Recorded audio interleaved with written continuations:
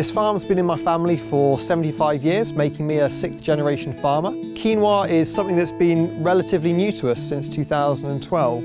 It's really good to be able to work with a small company like Mindful Chef. They're clearly extremely passionate about the products that they use, and it's great to be able to get them down on the farm today to actually show them what work goes into growing a really good crop of quinoa. I'm currently stood in a field of 100 acres of quinoa grain, which we're growing for Mindful Chef.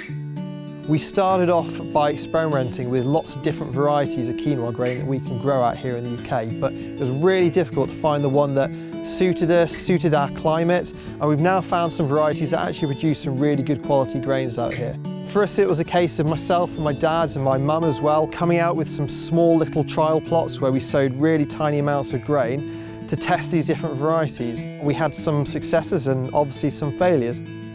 The main difference between what I'm growing here in the UK and what you can find being produced in South America is that what I'm producing is a truly whole grain product. It's almost more like the difference between white rice and brown rice, in that the quinoa grain that they produce in South America is usually polished.